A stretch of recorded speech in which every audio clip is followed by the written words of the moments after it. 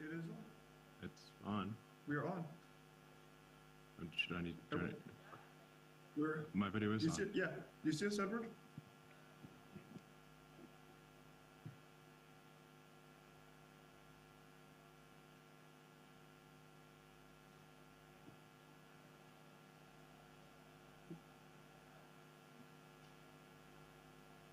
I think. Hello.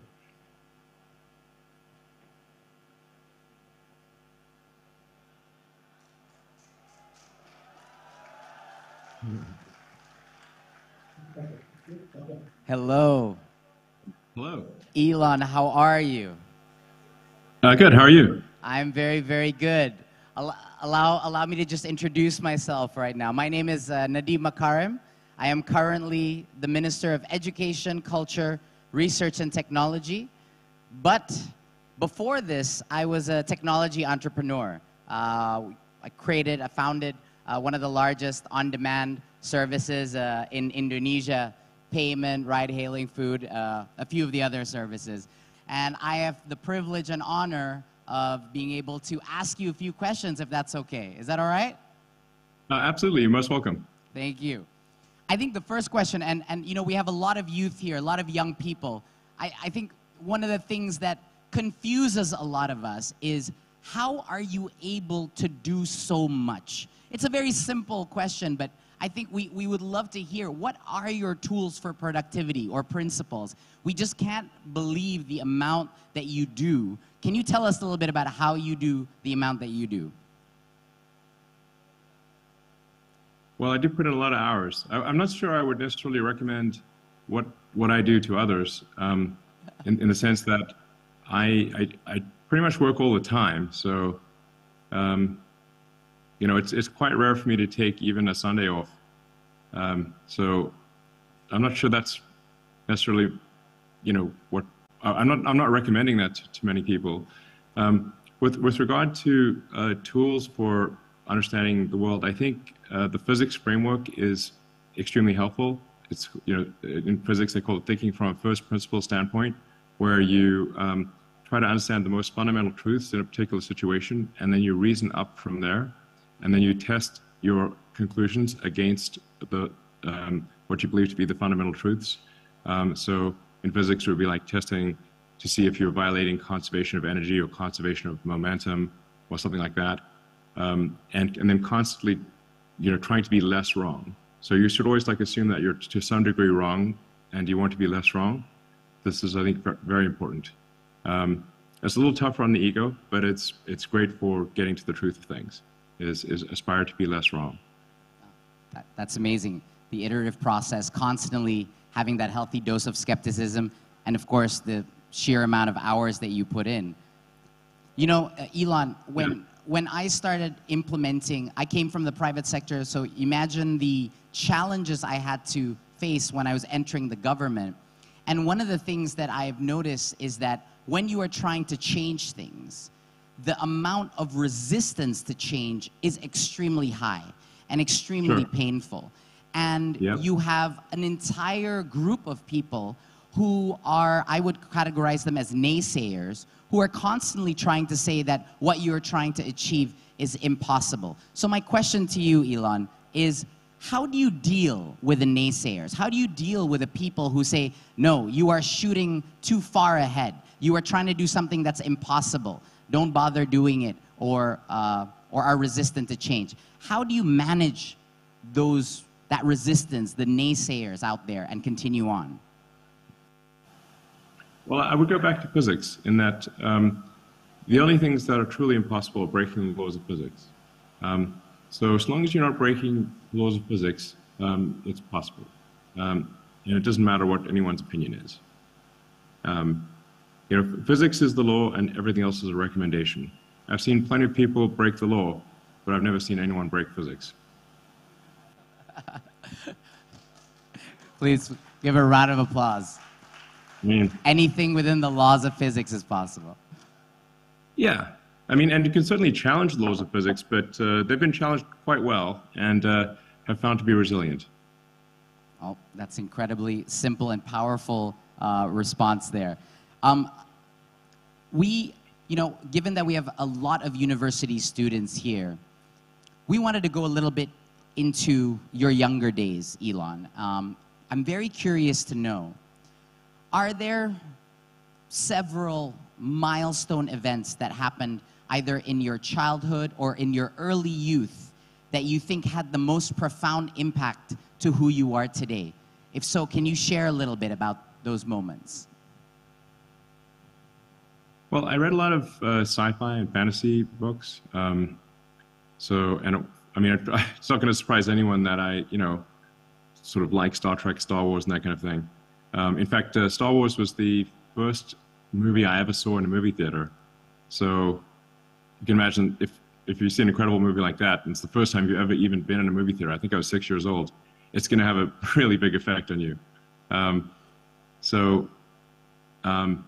Yeah, so reading and watching a lot of sci-fi and fantasy, you know, Lord of the Rings is probably my favorite book. But I'd say Isaac Asimov had a huge effect on me, the Foundation series.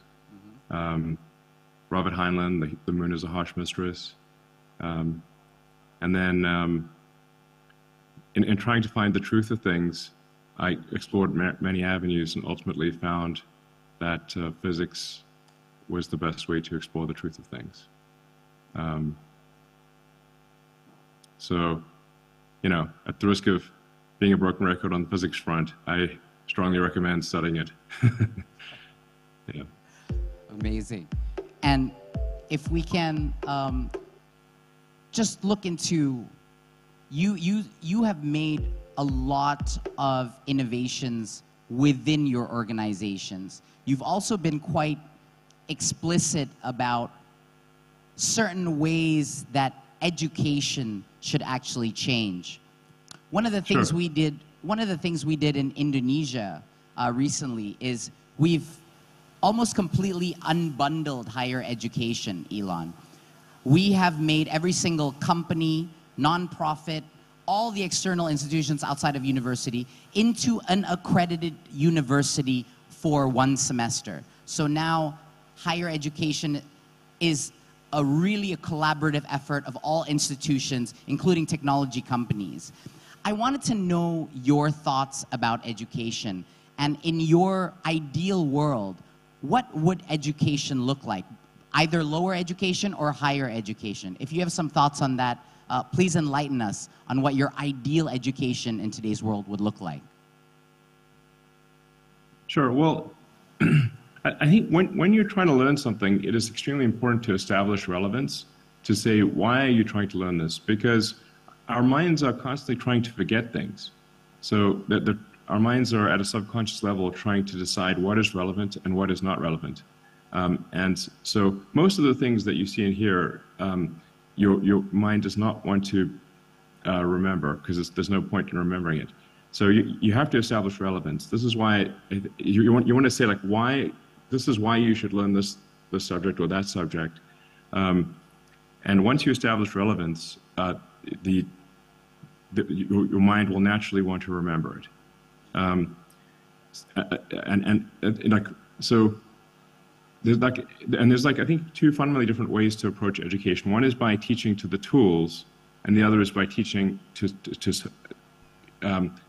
where you want to solve a problem and trying to understand what tools do you need to solve the problem.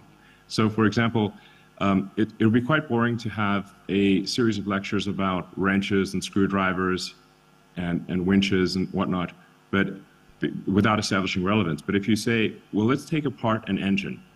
Now, how do we take this engine apart and put it back together?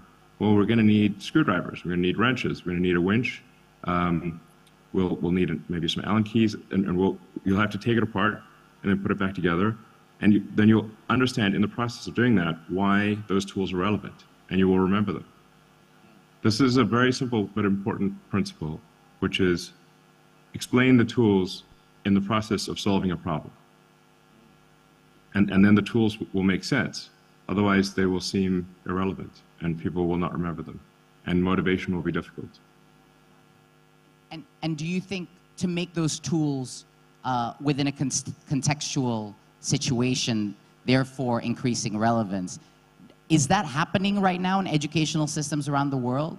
What do you think needs to change from maybe a teacher perspective or a curriculum perspective? Yeah, like I said, I think there is generally or there's often things are backwards, where they'll teach the tools instead of teach you how to solve a problem, and then establish the relevance of the tools. So, you know, you might take a course on calculus, for example, but you don't know why you're taking a course in calculus. It just seems like a mental obstacle course that doesn't have any point.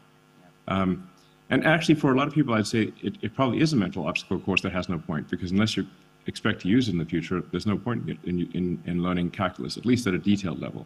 I think the principles of calculus are interesting to learn, but not the sort of nuanced solving of equations. So I generally say, like, what is it that somebody wants to do, and then then try to solve that problem. And as you solve the problem, say, well, you need this tool, you need that tool, you need this, you know, I think, frankly, a lot of education that happens is kind of pointless, in that people are taught a bunch of things, but they don't actually ever use those things in the future. So, like, why go to the trouble of teaching people things that they will not use in the future? I think that, so quite frankly, I think a lot of education is pointless. Unless one simply wants to go through a mental obstacle course and test people's ability to go through a mental obstacle course. I think it's debatable as to whether there should be, you know, we should force people to go through these mental obstacle courses. But if I can make a strong recommendation for what should be taught early in education, is critical thinking. Critical thinking is incredibly important because it creates a mental firewall to allow children to reject concepts that are not cogent, meaning like where it's sort of like having an anti-mind virus defense system. Critical thinking, if taught at a young age, creates a mental firewall that prevents false concepts from establishing themselves in people's minds. So I would strongly recommend the principles of critical thinking be taught at a young age. Completely agree with you. We have just removed subject-based testing or content-based testing from our national assessment system and replaced it purely on logic, problem solving, and critical thinking, computational logic as foundational skills. So I'm very, very happy to hear you say that, because that's really the core of, it's not what you know, it's actually, do you know what to do with information that you are given or content that you understand? Yeah. Yes, and how do you defend yourself against mental trickery? You know, exactly. Like people will often, you know, just try various fallacies and sort of trap you with fallacies. And so having defense against fallacies would be, you know, a great course.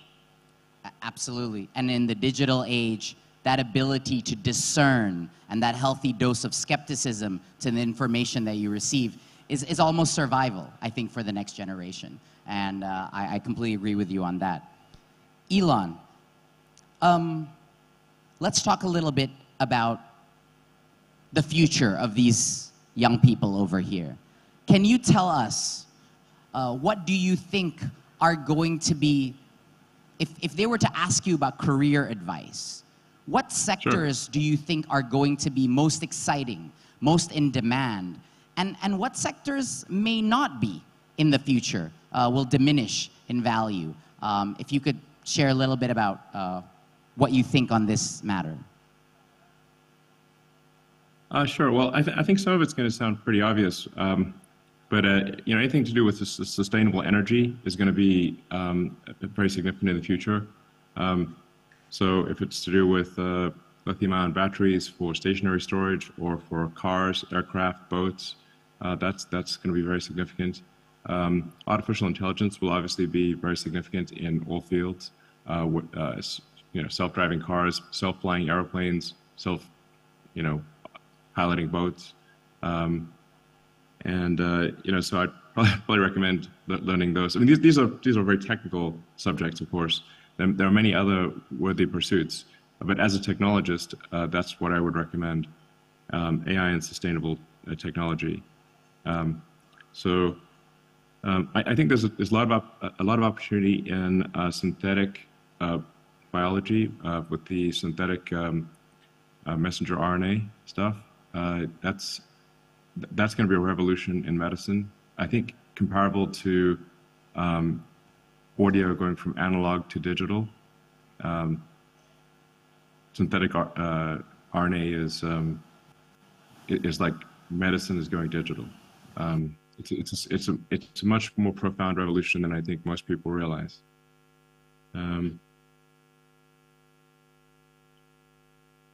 Yeah. I mean, but I'm a technologist, so there's plenty of good things to do that don't involve technology. But from a technology standpoint, I would say sustainable energy, AI, synthetic biology are probably the three big areas. What technologies scare you the most in terms of its risk? Or are there any technologies that scare you? I don't know. Well, I think we should be a little concerned about AI because we don't want digital superintelligence that goes wrong and causes damage to humanity. So I think we do need to be cautious with artificial intelligence. On the synthetic biology front, that has the potential to be dangerous because it is possible to create a far more damaging virus than would occur in nature. So these technology tools are definitely double-edged swords. The more powerful the technology, the more careful we need to be in how we use it. Absolutely. One last question from myself, and then I'm going to open it up to the audience, Elon. What do you think Indonesia needs to do to become a global economic power by 2045? Well, I think I would definitely say,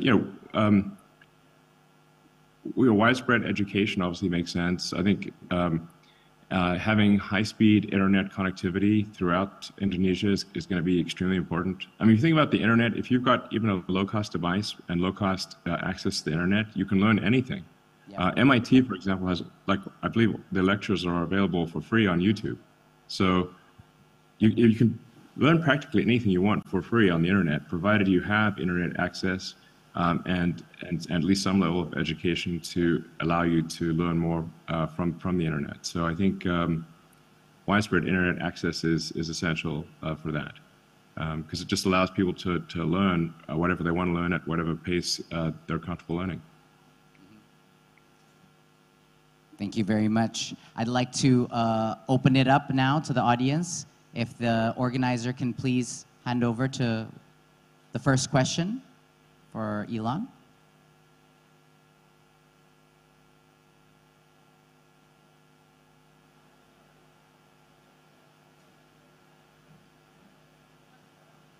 Can you raise your hand?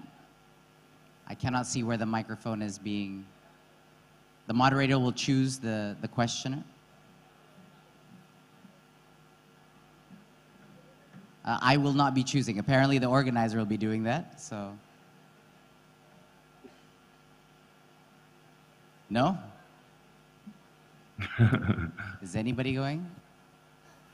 Aha, yes, we have the first student to ask a question. Please, introduce yourself and please ask the question to Mr. Musk.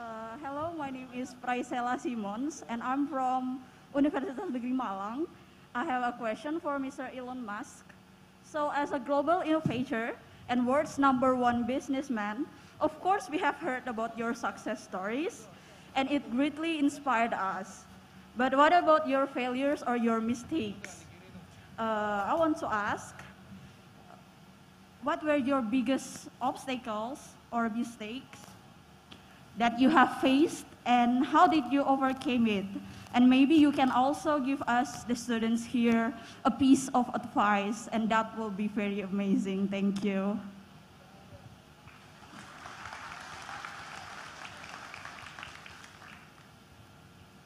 Well, to be frank, I've made so many mistakes that it would take far too long for me to list them all. So I would not want to bore people with the extremely long list of mistakes that I've made in the past. I think that the higher principle here is that it is always to aspire to be less wrong over time. So to acknowledge that you will always be to some degree wrong, but that you wish to be less wrong over time, and if you can be a little less wrong every day, I think you're doing great. It's hard to be less wrong every day, but frankly, even if you could be less wrong most days, that's a pretty big victory. You know, a number of things I've said before publicly, so you know, I think it's important to place weight upon both the heart and the mind, not simply the mind. Some of the biggest mistakes that I've made in terms of hiring people have been when they were strong of mind but not of heart. And both matter a great deal.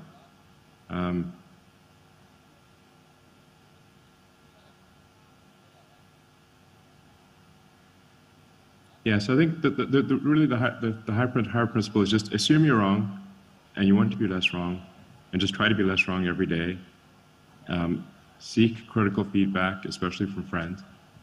Often your friends will know what you're saying is wrong, but they don't want to hurt your feelings, so they won't tell you. But if you ask them to tell you and say that it won't hurt your feelings, then they will tell you.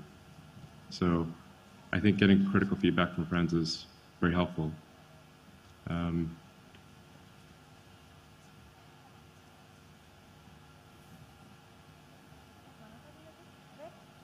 Yeah, hopefully that is useful. Thank you, Elon. So you can never be always right 100% of the time. We get it wrong all the time. You just have to make sure you're less wrong every day. Yeah, what I'm saying is that we are always wrong. You should always just assume that you're wrong. In fact, you could, because we are. You want to take the aspire to be less wrong approach versus you're right and let's prove that you're right. Rather take the position of you're wrong and wish to be aspirationally slightly less wrong. That's incredible. And find friends that are willing to disagree with you. The next question.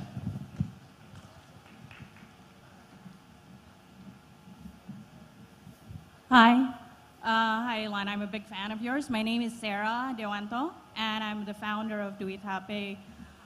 We're a fintech company that does last mile payments to the unbanked, to the hundreds of millions of unbanked Indonesians. As you said, being a founder is extremely difficult. It's like eating glass while staring into the abyss. I know exactly what you mean. Yeah, right. Yes. And so we've actually now been able to do that on a smaller scale, but we need to be able to grow at scale. And that is where our pain point at the moment. How do we scale? We've proven it at a smaller scale. We've distributed last mile payments to about like 50 million unbanked Indonesians in the most remote places. But how do we bring that to something that is greater to millions of people, not just in Indonesia, but in the world? It's not easy, so would appreciate any input you could give. Thank you. Well, I guess I would go back to you know, widespread internet is going to make a big difference. Minimizing the cost per useful, you know, byte of information is very important.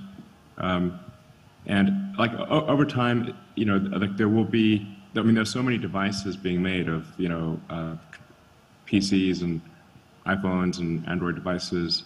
I mean, there will soon be far more devices made than there are humans that exist in the world. So, you know, at least if the device is like, you know, secondhand, it's going to be, you know, extremely cheap. And I think we are seeing something of a plateau in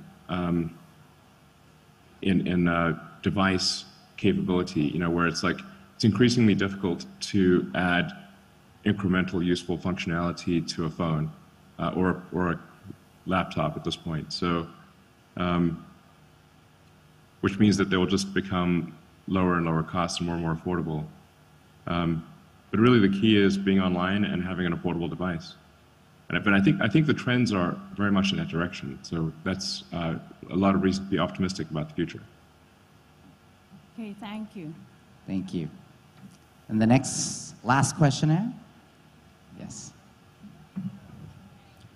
Hi, my name is Safira. I'm from Vidya Mandala Surabaya Catholic University. My question for Elon Musk is, I'm wondering what is your day-to-day habit that turned you into a person that you are now? Thank you. Well, in terms of a day-to-day habit, I think being curious about the world, how the world works, and curious about technology, and well, curious about everything, really. I think curiosity is a very important thing to have. And then to be somewhat obsessive about the curiosity. I saw probably obsessive curiosity is probably the #1 thing. And I think having a sort of a sense of adventure is also good. I think sometimes people are afraid of things when they shouldn't be afraid of things. Like, you want to make sure that your fear is proportionate to the actual danger. And I think sometimes our instinctive fear is not proportionate to the actual danger. So you want to try to rethink things, like just try to say, okay, is that fear justified? Like, will something bad actually happen? And if, you know, you sort of have to sometimes look at your instinctive fear and question it and decide whether that is, you know, really a valid fear or not. And often it is not. And simply looking at the fear will make it go away.